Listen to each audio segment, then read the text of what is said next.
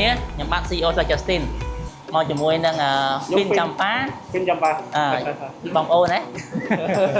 ហ្នឹងហើយអញ្ចឹងថ្ងៃនេះយើងមកសិប្បកម្មមួយនៅស្រុកខ្មែរយើងណាតែកន្លែងដែលផលិតសាប៊ូពងក្មេងដែលមានស្តង់ដារនិងគុណភាពល្អមែនទែនហើយបើនិយាយពីអត្ថប្រយោជន៍វិញបងប្អូន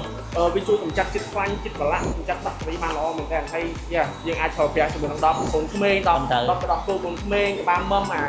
ក្មេងយកចិត្តមកលេងហើយក៏ដូចជារបស់ក្មេងលេងកូនឡានកូនអីដែលគាត់ពេលខ្លះគាត់យកមកបៀមយកមកលិតយកមកអីដែរអញ្ចឹងវាប៉ះពាល់ដល់សុខភាពមែនទែនអញ្ចឹងយើងអាចប្រើប្រាស់ជាមួយសាប៊ូផាសុខភាពនេះបានបាទសំខាន់ផុតណាយើងមើលចោលយើងក៏ល្អដែរតែយើងកែយើងផឹកនឹងទឹករាល់ថ្ងៃជាមិនសិនយើងលាងចោលប៉ះពាល់ជាមួយបញ្ហាលាក់ស៊ីទេបងណាទាំងអស់គ្នា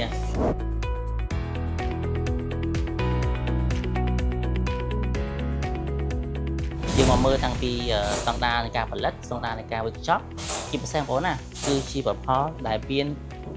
ចោលផលហើយជាមួយនឹងបាកូដខ្មែរត្រឹមត្រូវដែលផលិតឡើងដោយពងខ្មែរនិងចែកចាយដោយពងខ្មែរយើងប្រើបានទាំងសុខភាពជាមួយនឹងទំនុកចិត្ត